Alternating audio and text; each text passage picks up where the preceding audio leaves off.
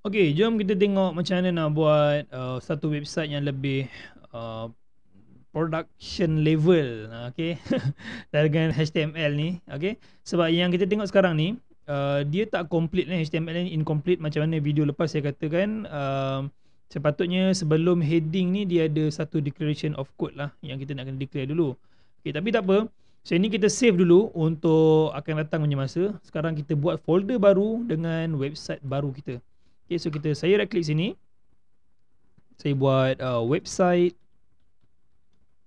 underscore number underscore 2. Okay, ingat jangan pakai jarak Okay, so sekarang dalam folder ni saya boleh create satu file. Okay, dan saya namakan file ni dengan nama index.html. Index.html. Okay. So okay, saya dah ada satu file index.html. Macam biasa saya akan buka melalui saya punya Notepad++. Oh sorry, saya akan buka pakai Notepad. Okay, belum masa lagi nak pakai Notepad++ ni. Okay, so Notepad saya letak sebelah kanan dan saya zoom sikit. Okay, dan saya letak saya punya web browser dekat sebelah kiri browser, dan saya dropkan saya punya baru punya website. Okay, so website ni adalah kosong lagi sebab tak ada coding. So bila saya tulis something, dia akan keluar kat sebelah lah. Sini saya zoom. Okay, so apakah code declaration yang saya maksudkan tu adalah, sebenarnya every time kita buat HTML punya page, dia kena ada certain code yang prefix lah, yang kena ada untuk memenuhi standard. Okay, sebab website ni dia maintain oleh satu organisasi nama W3 tu, dan diorang ada buat satu standard lah untuk define kan website tu adalah website HTML5. HTML pun ada version, dia ada HTML, ada HTML5. So kita kena declarekan benda-benda tu semua. Okay, okay, first kali kita kena buat doc type. Okay, tanda seru doc type. Selalunya tulisan besar lah. Kalau tulisan kecil pun tak ada masalah. Kemudian dalamnya tulis HTML, menyatakan bahawa HTML ni adalah HTML5. Okay, HTML5 ni nak terangkan dia macam kira modern punya HTML5 lah. Sorry, modern punya HTML. Okay, satu version modern punya. So dia boleh support audio, video, ada yang boleh buat support video call, notification dan sebagainya. So yang baru punya lah. Kalau kata tak ada benda ni pun sebenarnya boleh je support kat browser, tapi ada certain browser kalau tak detect tak ada doc type ni, maka dia akan detect HTML tu sebagai HTML yang lama, maka features dia pun features yang lama. Okay, tapi so far macam setakat Chrome dengan Mozilla, dua-dua tak ada masalah kalau tak ada dot type ni. Tapi ni adalah satu standard lah. Okay, salah satu standard. Okay, kemudian untuk maklumat lanjut tentang HTML5 bolehlah baca dekat dalam WT School juga. Okay, cuma saya akan buat video khas untuk HTML5, sebab HTML5 ni kita boleh buat game. Dia ada canvas, okay, artis seronok tu. Dia boleh buat game dalam tu, boleh ada controller dan sebagainya. Okay, tapi tak ada dalam course ni. Okay, saya akan buat video yang lain. Okay, sekarang bila dah buat, kita dah declare doc type HTML, maka kita tahu dokumen ni adalah satu dokumen HTML5. Maka kemudian boleh masukkan HTML tag. Okay, kena ingat setiap kali kita buka kena tutup. Yang tak ada penutup, doc type ni tak ada penutup lah. Yang ni cuba HTML ni kena ada buka, kena tutup. So dalam dia baru kita declare lagi. Okay, so selalunya bila kita ada satu pembuka, satu penutup, kita panggil benda ni adalah code block. Okay, yang ni kita panggil tag. The whole thing kita panggil element lah. Tapi kalau dalam coding kita panggil block. So inilah HTML block, dan dalam HTML block kena ada head block. Okay, so head. So apakah tujuan head? Head ni adalah tempat mana kita nak declare something sebelum load data tu. Maksudnya dia kena download yang atas dulu, kepala dulu, barulah keluar badan dia. So badan ni kita panggil body. Okay, ini standard punya Ini standard punya. So HTML, so baru kita tahu bahawa semua barang ni adalah duduk dalam HTML punya tag. The main tag dia lah. Dan kalau kita nak include apa-apa library macam Bootstrap, macam Foundation CSS, Sencha, apa-apalah, jQuery ke apa kan, so kena letak dekat dalam head, termasuklah dengan title. Apakah maksud title? Title ni adalah nama yang kat atas ni. Kalau perasan sekarang nama ni dalam dalam path, nama path. Kalau tengok kat sini dia kan classwork for PHP web development, tapi yang ni tak ada. So macam mana nak buat? Kita pakai head. Duduk dalam head, kena letak title. Okay, saya harap semua orang tak keliru lah sebab kita buka macam ni kan. Kena ingat bila dah buka kena ada penutup. So slash ni untuk penutup, yang tak ada slash untuk membuka. So dalam coding selalu kita pakai tab. Okay, tab dalam keyboard tu ada tab. Saya kena angkat keyboard pula. Ada button tab, nampak tak? Button tab ni kan, tekan tab. Okay, untuk menunjukkan indentation. Dia tak ada pun tak ada masalah. Yang ni bukan programming Python. Kalau Python kena ikut indentation tu, tapi yang ni tak perlu. Tapi untuk cantikkan dia, untuk susunkan dia, okay, lebih kemas. So kita buat title, let's say my website. So saya refresh, so atas ni akan keluar my website, nampak? Okay, boleh Okay, kemudian kita juga dekat dalam head kita boleh includekan library. Let's say saya nak masukkan Bootstrap, so saya boleh ambil dekat Bootstrap, let's say Bootstrap 4. Saya boleh pergi kat get started. Dia ada bagi link macam ni, link rel untuk CSS, ada JavaScript, kan. So saya boleh copy ni dan letak dalam head macam tu. Panjang lah URL dia kan, macam tu, nampak Okay, tapi yang ni saya tak nak pakai Bootstrap punya. Kita akan buat file kita sendiri. So kita akan includekan link, rel, style sheet. Kemudian kita masukkan dia punya href, maksudnya dia punya link bagi file kita. Let's say kita letak style.css. So maka file style.css ni kena create dekat dalam kita punya file, macam gambar tadi lah. Gambar tadi kita masuk gambar, yang ni CSS kena masukkan file style.css. Yes.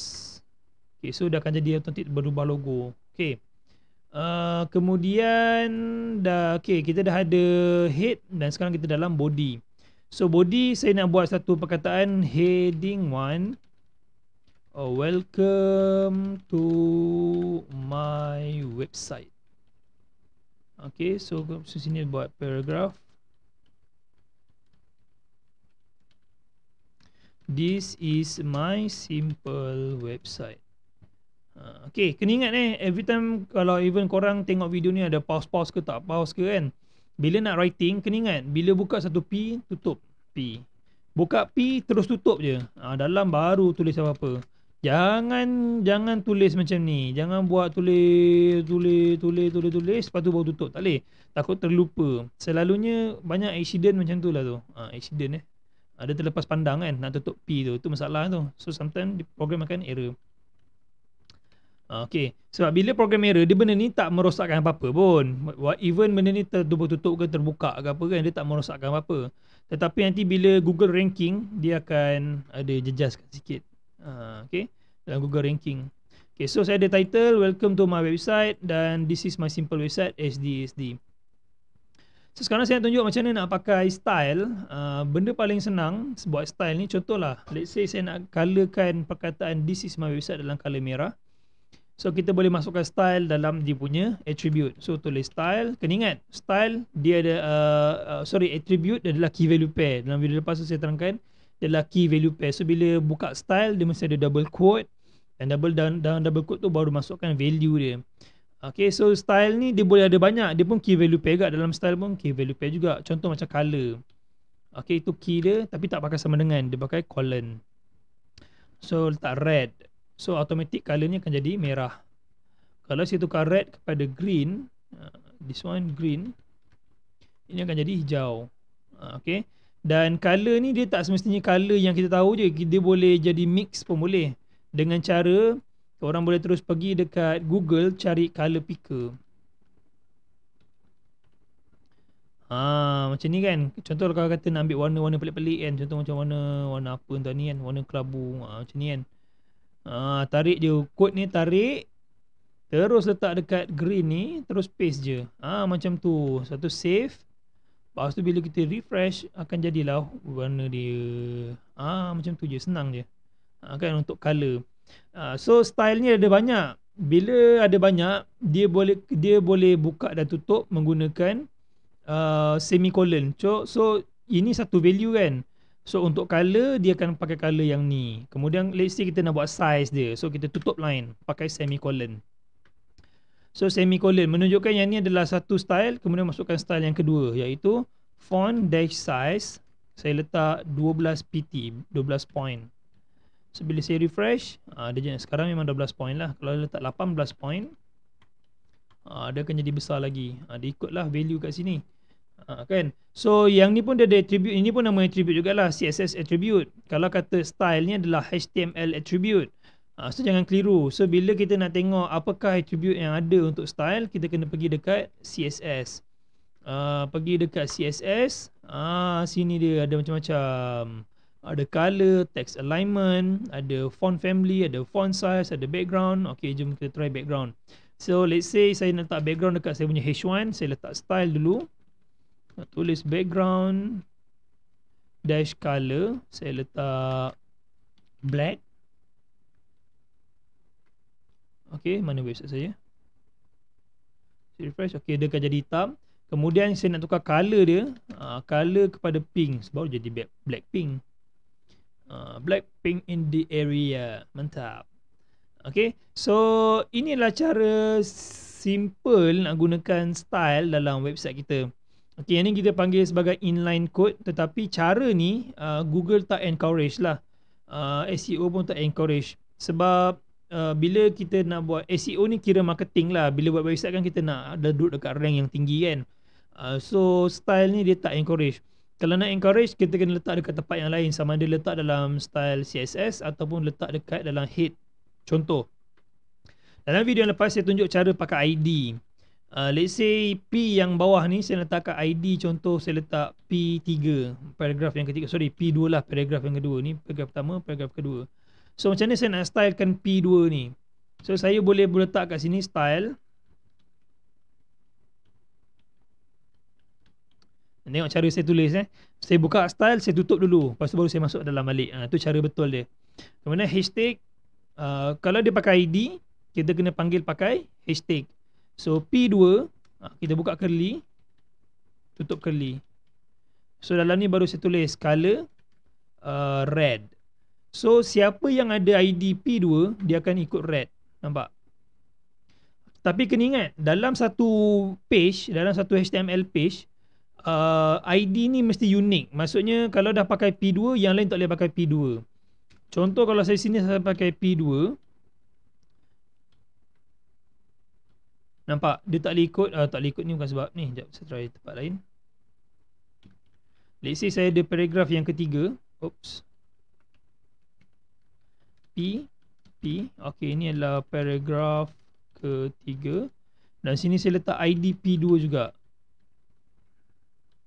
Dia akan merah. Okay, dia akan merah. Tetapi kalau ikut standard tak boleh. Dalam standard ID mesti unik. Satu elemen ada satu ID yang berbeza. Dia tak boleh ada satu ID untuk dua elemen berbeza. Tak boleh. Yang ni kira salah. Walaupun memang style jadi, tetapi kalau pakai JavaScript dia mesti error. Dia tak boleh baca. Benda tak ada lebih pada dua.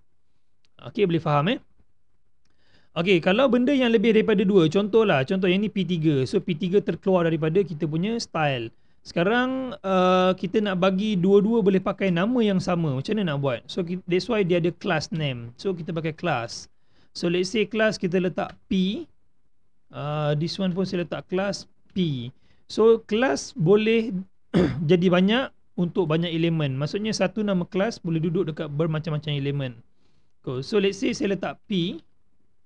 P kena pakai dot lah. Kalau class pakai dot, kalau ID pakai hashtag. Okay, kemudian saya letak macam ni.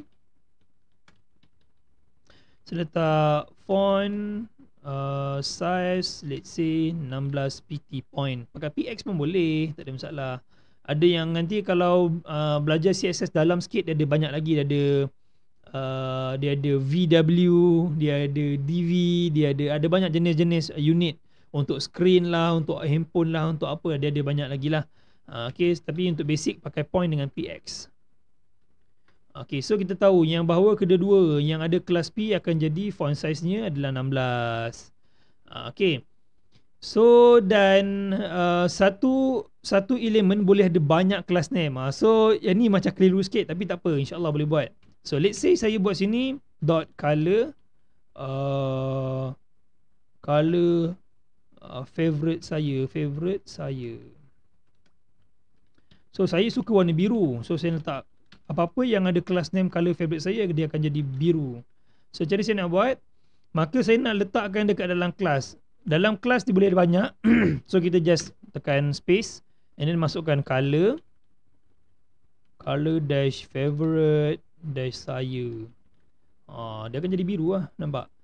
So dalam masa yang sama, dia ikut style untuk P dan dia juga ikut style untuk color favorite saya. Boleh faham Saya harap ini tak susah lah. Yang ni memang ini boleh faham lah. Cuma jangan keliru ni lah, dia punya double quote dia, colon dia, semicolon dia. Yang ni kena beri fokus elok-elok. Okay, kena beri fokus elok. Kalau typo memang tak jadi apalah. Contoh yang ni saya buang semicolon, yang depan ni tak jadi. Dia jadi biasa je. Style kita tak masuk. Sebab antara dua style ni kita tak pisahkan dia. Kita kena pisahkan dia. Yang background color black ni adalah untuk kawan ni. Color ni pink ni untuk kawan ni. Dia satu. Okay, dan contoh yang dekat atas ni, kalau kata yang color favorite saya boleh buat style ni satu. Kalau kata ada dua style, boleh enter je. Enter, tambahlah background pula. Background color, let's say saya letak green, kan? So satu class name boleh ada banyak pula dia punya style, kan? So satu elemen boleh ada banyak kelas.